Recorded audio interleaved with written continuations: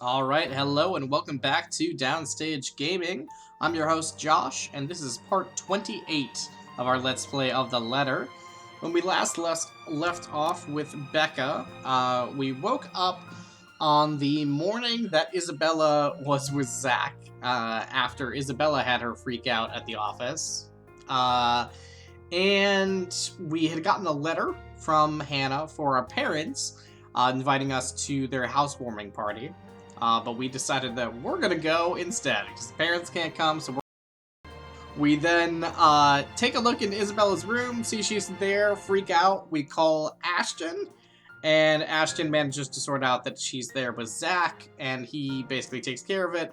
We blow that social interaction and make Ashton like us less, but that's just par for the course with my Becca run so far.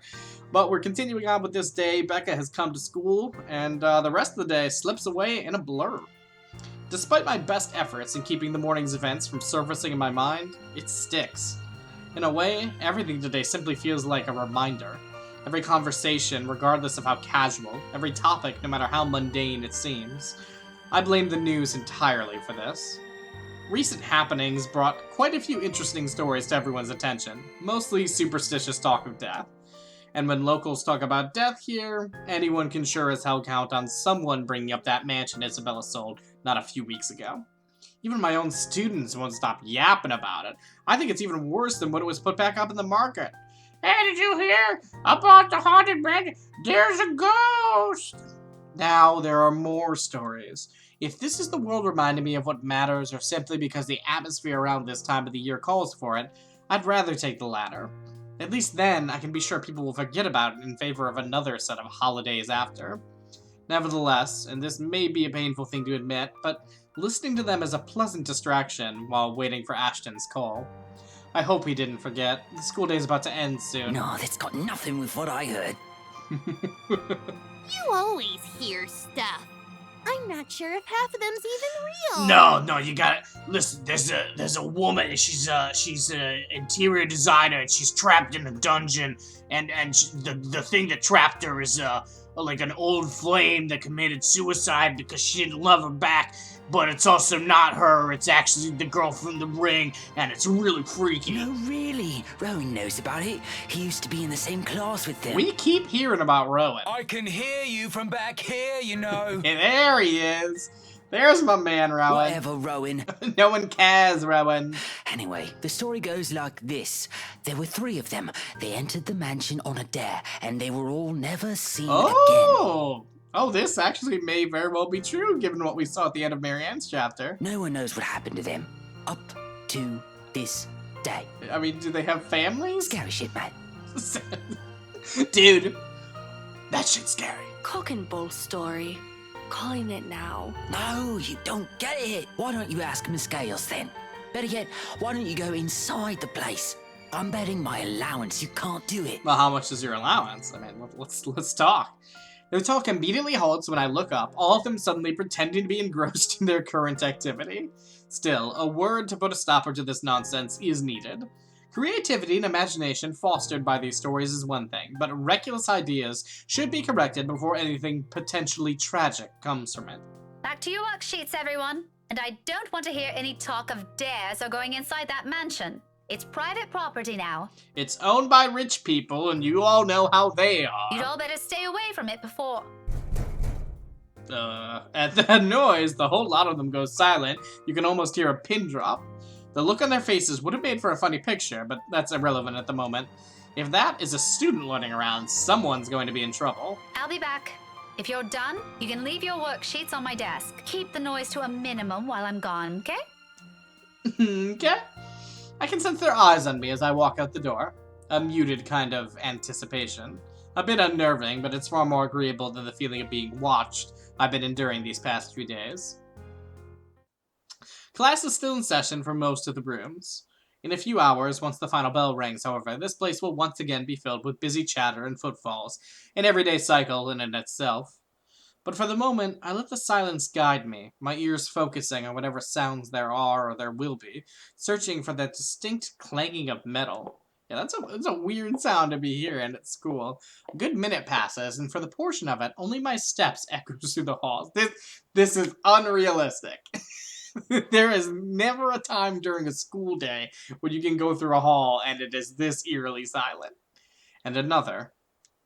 I'm about to turn around when the sound of it halts my footsteps. It's a little muffled and infrequent, but grows louder after each interval.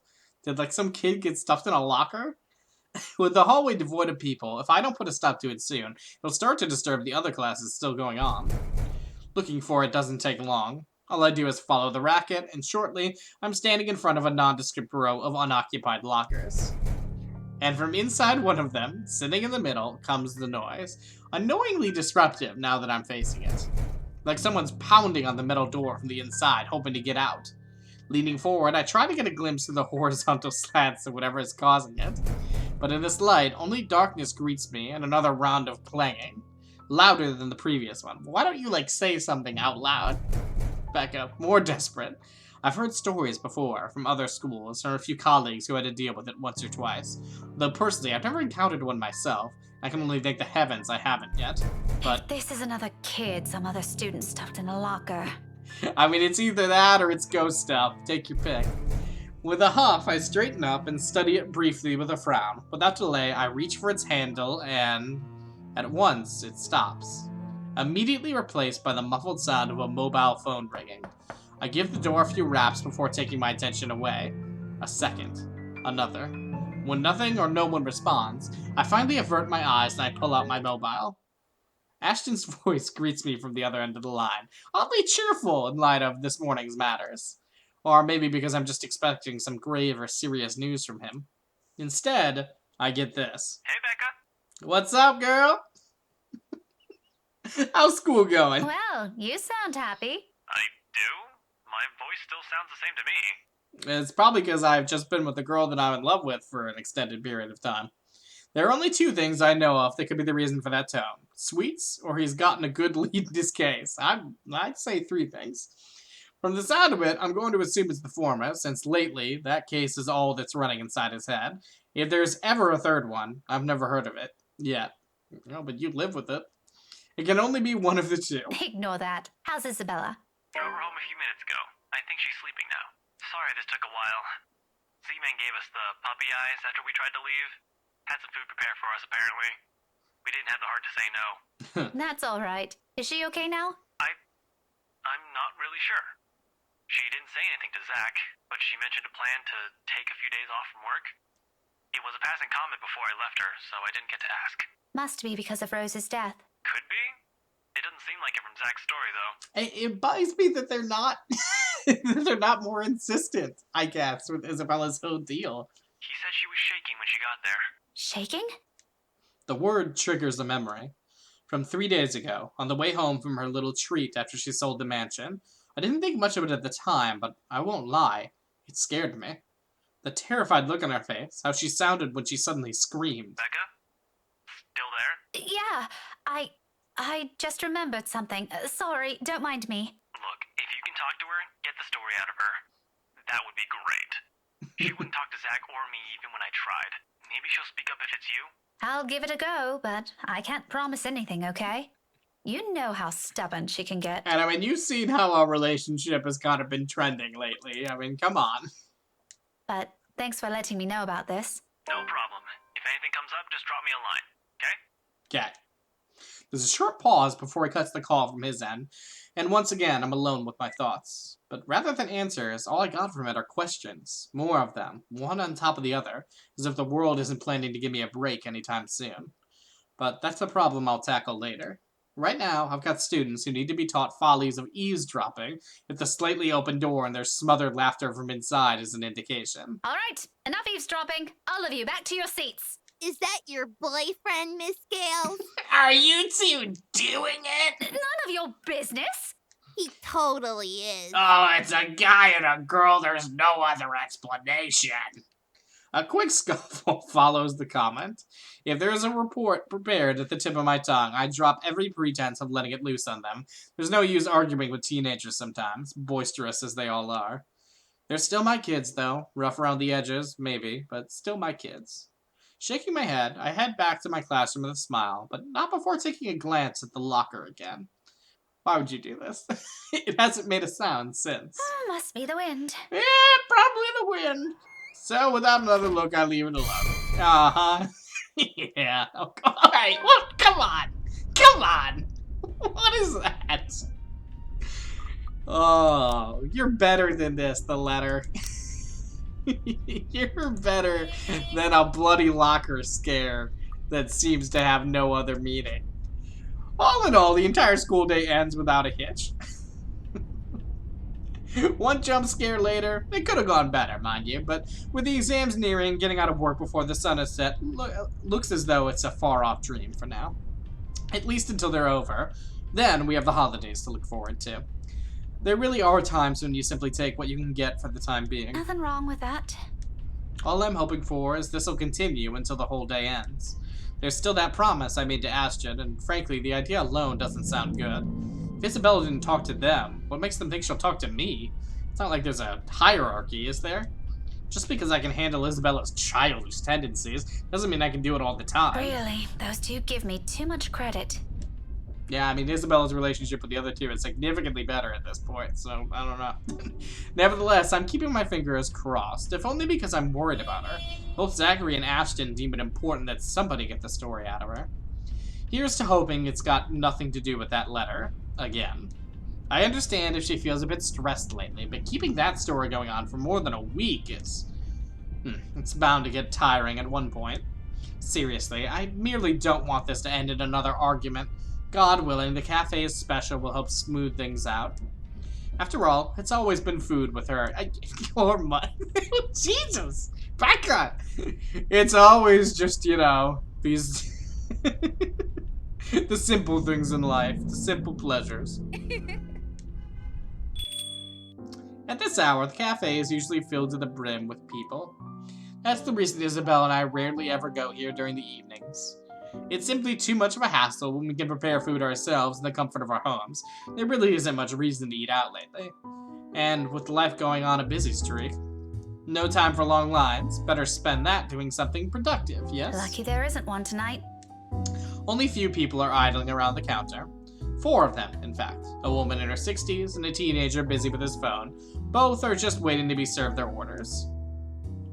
The other 2, oh, interesting. The other 2, a posh-looking man and a child, who I immediately recognize as Kylie, appear to have not picked anything they want. For some reason, my stare lingers at the guy. Though dressed relatively well and looks harmless, I haven't seen him around these parts before. Do you not? You had this whole thing about there being a dark aura around him and you don't even recognize him? Someone new in the neighborhood, perhaps? Even so, there's something familiar to him. It feels like I've seen him somewhere before. That also begs the question of why Kylie is with him. Of course, the girl easily takes a liking to anyone who buys her sweets, so it's both a bit worrisome and unsurprising. The blonde bloke doesn't look particularly thrilled with the company, though. I tear my eyes away from them soon enough once the guy at the counter appears, ready to take my order. That, and I'd also hate to be accused of ogling 2, strangers. evening special, takeout.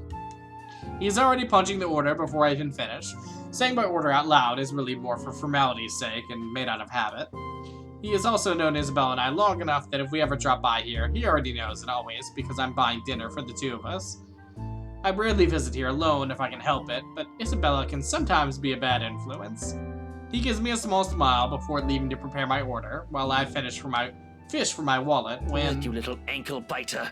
If I buy you the biggest parfait they have, will you please behave? Oh, who is shocked that Luke is parent of the year? I would just like 10 minutes of peace and quiet. Is that so much to ask? You said you'll get me some bread pudding this time. Yeah, well, darling, they said they ran out of it. Just pick another one so we can be on our way. Their parfait doesn't look as cute as the one my mom bought me. Parfait is just ice cream, sweetheart. It'll melt no matter how dainty it appears. In the end, it'll all look like an ugly puddle. And isn't that just like humanity? Doesn't matter what we look like, in the end we're all just a melty, ugly puddle. Now come on, just pick one. It could even be the most expensive one on that list. I don't give a shit. Care, I don't. care. What I would give for someone to buy you off my hands right now. Who could possibly like this guy? What? My whole attention instantly snaps back to them and their conversation. Jumping to conclusions isn't something I'm particularly fond of, especially when all I have are baseless assumptions. But you can't really trust a stranger these days. No one around the cafe seems to have noticed his words either. Very suspicious words. Still, I don't move. Yet. But my hand has already shifted from my wallet to the book I'm carrying. A hardbound textbook. Looks harmless, but if a situation calls for it, might be a good deadly weapon. I mean, listen, I agree that this needs to be dealt with, but I don't think we need to beat him with a book, Becca. Mike, I haven't gotten the chance to try it anywhere so far. Today could be the day. But you promised. Look, if you don't want a parfait, how about a Bonifay pie?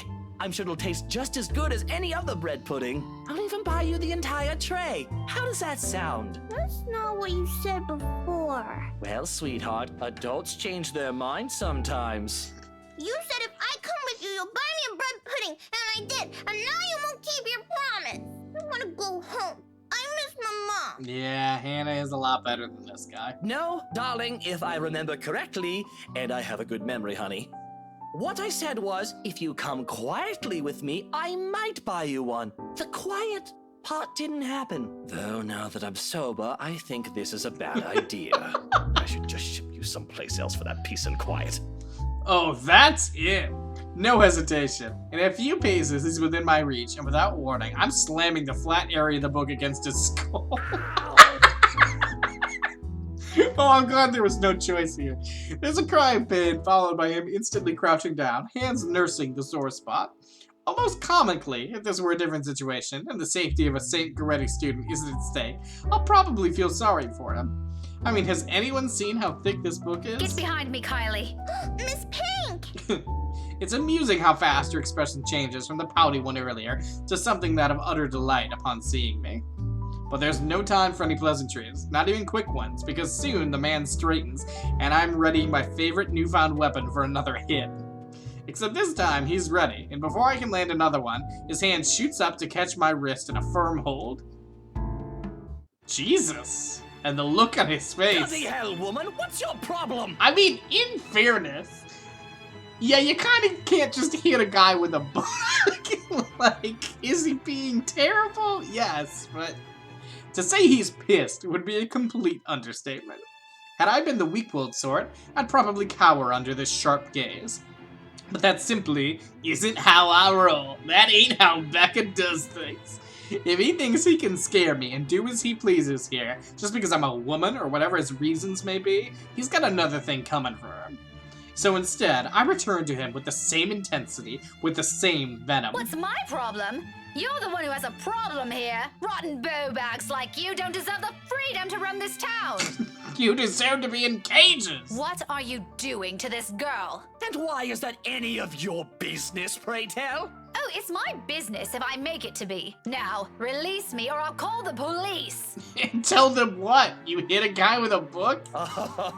You think that scares me, Daisy? I have a name, you sleazy douchebag. Oh, I'm sure. His grip on my hand only tightens when I attempt to shake it off. His tone may be dripping with anger and sarcasm, but the gleam in his eyes says it all. He's getting a kick out of this. Riling people up, getting on their nerves, invading their personal space. He knows exactly what and which buttons to push. The nerve of this person. The nerve of this arsehole. If he thinks I'm going to give in to his goading, please, he might as well just kiss his sorry behind. In fact, why not do the most sensible thing right now? Teach him a tough lesson.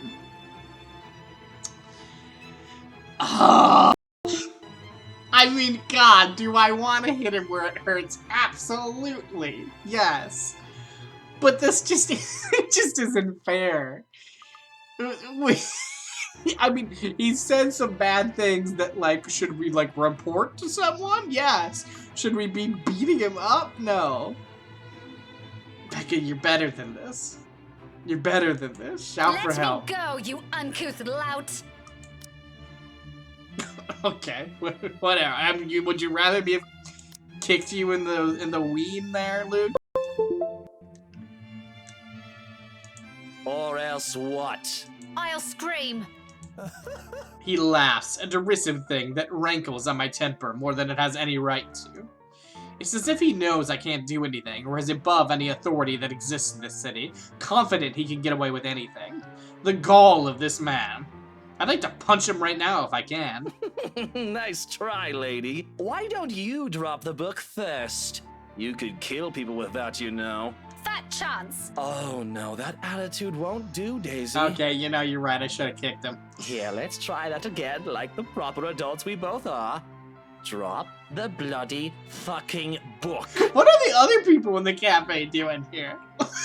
Like, when's the 60-year-old woman and the teenager gonna get into this? And then what? If you're assuming I'm... Then we'll have a nice conversation over a cuppa. Establish why you're attacking a poor, innocent stranger with a deadly weapon.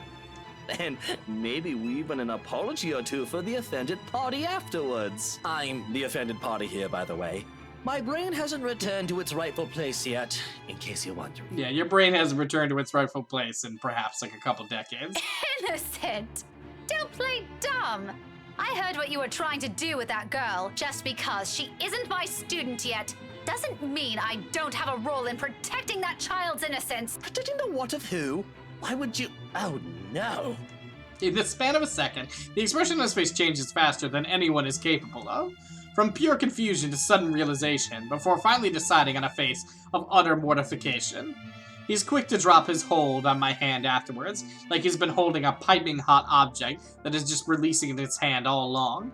He's far from a decent person, but he actually might make good money doing comedy. Yeah, you know, depending on the comedy, I might watch it. The look at his face when he starts babbling his excuses is almost priceless. No, this kid's... Alright, lady, look, it's all a misunderstanding. I wasn't really gonna kill her. My tone can't go any flatter than the one I have now. Right. Somebody help me! He places a hand on my mouth before I spill the rest of it all at once. Can somebody call the cops? I'm caught between trying to stop him from smothering me and keeping his dirty hands off me. But even as my nails dig deeper into his wrist, he doesn't appear to have any intention of letting me go. Being loud works, however. Soon, the intention... How on earth has the intention of every customer seated not already been on this? I shoot each of them an imploring look, hoping one of them will have the sense to help. The sleaze, however, is fast enough to flash them all an embarrassed smile. Haha! This lady's having such a bad day! Poor girl's just been through so much today! Nothing to see here, go on with your dinner. Yeah, who would believe that? Bad day? Even if this were a friendly chat, I won't even touch you with a 10-feet pole, much less share any problems with you, blighter. You're my problem. I want to blurt it out, but with a hand covering my mouth and my lungs rapidly losing air, I bite down on his hand. Hard. It works. He yowls, jerks his hand away from my face, stepping back to put as much distance as he can between us, while nursing his injured hand against his chest and muttering a string of very creative set of expletives. Tears have formed at the corners of his eyes from the pain, and a small laughter almost leaves me. To be frank, he gives the impression of a kicked puppy with the glare he shoots me. A puppy I'm less inclined to feel sorry about. You mad woman! I warned you, you ass. Why, this is harassment, I'm telling you! Harassment! Harassment! All I want is to go to Cardiff, the wine tasting in Cardiff. Then why don't you tell that to the police once they get here, You despicable! Whatever you're assuming I am, I'll have you know it's all in your head. None of it's true. Like at least half of it is true. You best have that pretty brain of yours checked before that gets worse. Oh, you think my brain's pretty? What is wrong with you? Is this the face of someone who'd do anything suspicious? Absolutely. Oh? You don't think a stranger luring an innocent child with promises of sweets before whisking them away from their parents doesn't warrant any suspicion? You have a very funny definition of suspicious, asshole. Maybe you're the one who should have that head of yours checked. I mean, I guess I can see how she read the situation that way, and me knowing already that he's her godfather might have colored my opinion of it, but like, I feel like that's a pretty crazy takeaway from the conversation. The kid asked me to buy her sweets. You're the one who's suspicious here. I'll have you know. I have a wife. And that allows me carte blanche on all things legal and illegal. That much, at least, appears to have a sliver of truth to it. He even makes a show of brandishing his left hand in my face with much flourish. Sure enough, a wedding ring is there, though all that earned him is an unimpressed glare from me. Immediately, a small part of me starts to feel sorry for whatever poor woman married this sod. Here, Becca. I don't understand why he has to bring her up either, as if the mention of her alone will magically present a solution to his problem. She must truly be a remarkable woman if she can handle a dirtbag like him. And even my wife of all people in this bloody city, has never, I'm telling you, accused me of such a scandalous thing! You crazy woman! I mean, this is a crazy thing to say too. Why would of all people accuse you of something? Your wife would normally be the person you'd expect to be on your side. Married or not, you're still a sleaze. Honestly, I feel... Miss Pink, why are you fighting with my teal? And immediately the orchestra changes its tune. Whatever words still left to be said here dies on my tongue. The same thing goes for the sleaze. Beside us stands Kylie, gawking at us with the same curious stare she often brings with her. I know that look all too well. A precocious child, through and through. She doesn't say anything further. Her gaze simply moves between us, eyeing us both carefully, clearly anticipating an answer. From my experience, when it gets like this with children her age, it's a sure sign they won't leave you until you've given them an answer they're satisfied with. Lying won't do either. It's dissolved into a shouting match, for heaven's sake. And did she just say teal? Something falls straight to the pit of my stomach at that. But my tone is gentle when I finally address her, void of any apprehension, and what might be the first hints of embarrassment. I pointedly ignore the latter. It could very well be just the hunger speaking. Kylie, sweetie, do you know this oaf? Yeah, he's Teal Luke. Right at the moment, my brain stops. Every line of thought, every argument I still have against the man beside me dissipates in a haze. I mean, how could you not... Like, you're a smart person, Becca. How could you not have at least considered this possibility? Amidst all of it, one memory gets triggered from a few days ago. Tio? The one you mentioned before? The uncle? The guy Rowan wanted to impress? Or was that a dare? I'm sorry, I can't recall. Is it the one who promised he'll take Big Brother someplace cool? Yeah, the one and the same. Don't you know who he is? I sure as hell don't, darling. Because if I do, I wouldn't have let everything I said earlier come out of my mouth. He's my Teal Luke.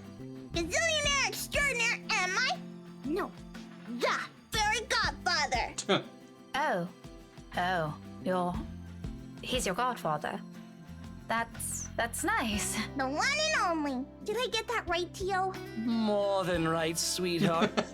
He has a 50 for you. I'm sure Miss Pink here understood everything you said quite perfectly. God, you're such a douche.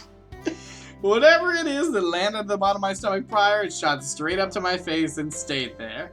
The heat from it slowly spreading in my cheeks, coloring my face in almost the same shade as my hair. If only the earth would swallow me whole here and now. His eyes are on me. I can feel them, jeering, mocking. I can't even bring myself to look at him. What's in there? Amusement? I doubt it. He's probably having the time of his life right now. But I know. I can hear the sneer in his tone alone when he talks. He has that smug grin on him, which I may or may not want to punch off his face at present, just for the hell of it. But damage control... I need to do some damage control before this whole thing goes south.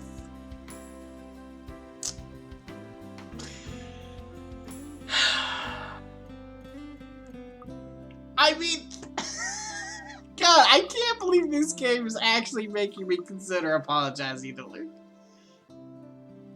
He is the actual wronged party here. Because, like, yes, he's terrible, and he was saying some things that weren't great. But we did things that weren't great either. Apologizing to Kylie is, like, the sly way around it. But, like, Kylie is not the person we owe an apology to. More teacher. We need to show Oh, but he's gonna be so smug about it. He's gonna be so smug about it. I'm sorry. I don't want to do this. I don't want to apologize to him. Though it pains me to apologize to a sleazebag like him, this is my mistake. With Kylie watching us close by, I don't want to set a bad example for her, do I? See, this is exactly my thought. I'm surprised she grew up the child she is. If anything, I want to be the role model this man couldn't possibly become from her. Even if it means taking a few blows to my ego and stroking his insufferable one. A deep gulp of air, a short moment to swallow my self-respect, and then I'm facing him. The words are out of my mouth in a single breath. I'm really, really sorry, sir. I had no idea. That's right, I'm the bigger person. His smirk is impossible to miss. He's not making an effort to hide it, and even the smile is so irritatingly present in his tone. If I could slap it off him, I'd do it in a heartbeat. Now, it's an honest mistake, Daisy. No, I really mean it. I actually thought you were... And then... It's fine now. It probably happens quite a lot to a few people who look suspicious to you. What is it? Is it the emerald green eyes? Is that what it was? Seems I'm one of them now. But don't lose sleep over it. Do be careful with that book, though. A little more and you would have dislodged my poor brain off my head. What would I ever do if that happens? Oh no! Did it leave a mark or anything? If you want, we can have it checked. I'll handle the expenses if there's a need for it. Now, what kind of man would I be if I let an attractive woman such as yourself do that? Why don't we just look at it this way? Well, yeah, what way should we look at it, Luke? My forgiveness is coming from the utter goodness of my heart. I feel bad.